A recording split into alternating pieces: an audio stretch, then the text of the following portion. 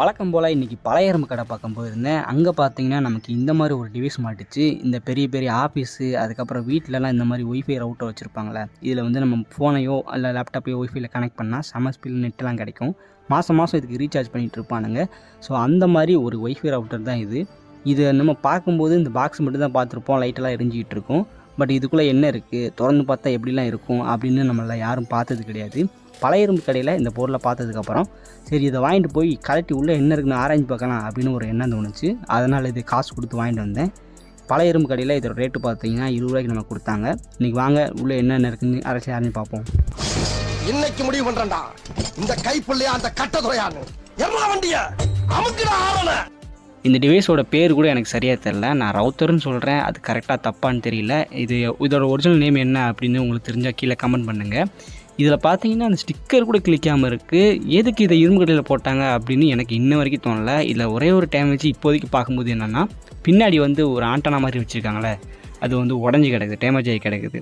மற்றபடி இந்த USB pin, on off button, power button, அதுக்கப்புறம் லேன் வந்து நான் ஒரு 4 லேன் கொடுத்துருக்கானுங்க. இது எல்லாமே பார்த்தீங்கன்னா பெர்ஃபெக்டாக தான் இருக்குது. உள்ளே தூசி கூட படியலை.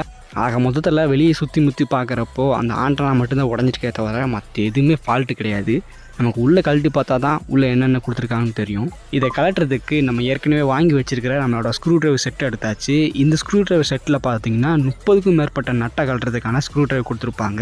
ஸோ ரொம்பவே யூஸ்ஃபுல்லாக இருக்கும். இதோட பை லிங்க் வந்து நான் டிஸ்கிரிப்ஷன்லேயும் ஃபஸ்ட் கமெண்ட்லையும் பின் பண்ணுறேன். உங்களுக்கு தேவைன்னா அது மூலமாக வாங்கிக்கோங்க. ரேட்டும் கம்மி தான். சரி, இப்போ நம்ம டிவைஸை ஓப்பன் பண்ணி பார்த்தா உள்ளே வந்து ஒரே ஒரு போர்டு தான் வச்சுருக்காங்க. அந்த ஒரு போர்டில் தான் உள்ளே இருக்க சிப்பு, அதுக்கப்புறம் கனெக்ஷனு, லைட்டு எல்லாத்தையுமே கனெக்ட் பண்ணி வச்சுருக்காங்க. மேலே பார்த்தீங்களா எவ்வளோ லைட் இருக்குன்ட்டு. இந்த இவ்வளோ லைட்டும் சிக்னல் எந்த அளவுக்கு கிடைக்கிது, அதுக்கப்புறம் எந்த லைன் ஆக்டிவாக இருக்குது அப்படிங்கிறத பொறுத்து மாறி மாறி எரிஞ்சிட்டே இருக்கும். நம்ம ஆஃபீஸ் போனாலோ இல்லை வீட்டில் எந்த மாதிரி ரவுட்டரை பார்க்கும்போதோ இந்த லைட்டு பிளிங்காகி எரிஞ்சிகிட்டு இருக்கும். இதை பார்த்த உடனே கொஞ்சம் அட்ராக்டிவாக இருக்கும். இது எல்லாமே இந்த போர்டு தான் கண்ட்ரோல் பண்ணுது போல். பின்னாடி ஒரு ஆண்டனா வச்சு உடச்சி விட்ருக்காங்க, உடஞ்சி போயிருக்குது இந்த ஆண்டனா.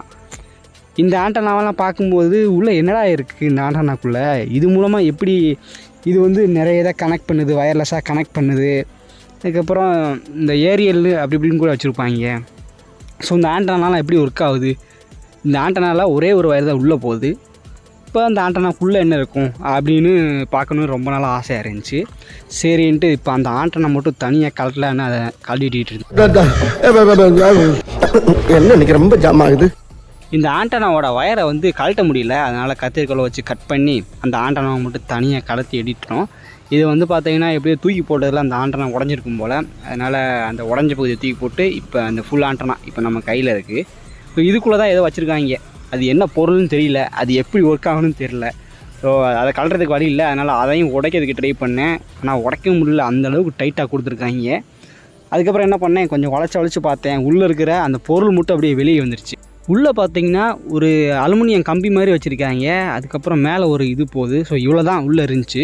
நான் கூட பெருசாக ஏதாச்சும் இருக்குமோ, அவ்வளோ சிக்னல் அட்ராக்ட் பண்ணுதே, எல்லாத்தையும் எடுத்து கொடுக்குதே, உள்ளே ஏதாச்சும் பெருசாக இருக்கும் போல் அப்படின்னு நினச்சேன். பட் உள்ளே ஒன்றுமே இல்லை. நம்ம கொடுக்குற அந்த ஆண்டனாவோட வயர் அப்படியே உள்ளே போகுது. அதை சுற்றி ஏதோ அலுமினியம் மாதிரி இருக்குது. இந்த ஆண்டனாக்குள்ளே ஒரு குட்டி மெட்டீரியல் இருக்குது பார்த்தீங்களா, இது வந்து சிக்னலை டிரான்ஸ்மிட் பண்ணுறதுக்கும் ரிசீவ் பண்ணுறதுக்கும் ரொம்ப ஹெல்ப் பண்ணுமாமா.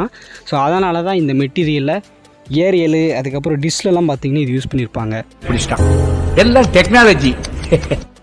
அடுத்ததாக நம்ம அந்த பிசிபி போர்டை பற்றி பார்க்க போகிறோம். உள்ளே பார்த்தீங்கன்னா ஏகப்பட்ட ஐசி கொடுத்துருக்காங்க. இந்த ஒவ்வொரு ஐசியும் இந்த லேன் ப்ரோட்டோக்கால், ஈத்தர்நெட் ப்ரோட்டோக்கால்னு சொல்லிட்டு ஏகப்பட்ட ப்ரோட்டோகால்ஸ் இருக்குது. அது எல்லாத்தையும் ஃபாலோ பண்ணி தான் ஒர்க் ஆகிட்டு இருக்கும். ஸோ இது ஒர்க் ஆகிறதுக்கு ஏற்ற மாதிரி அந்த சிக்னலை வந்து எல்இடிக்கு கொடுக்கறதுனால அது பிளிங்க் ஆகும். ஸோ இப்படி நிறையா இருக்குது உள்ள கான்செப்ட்டு.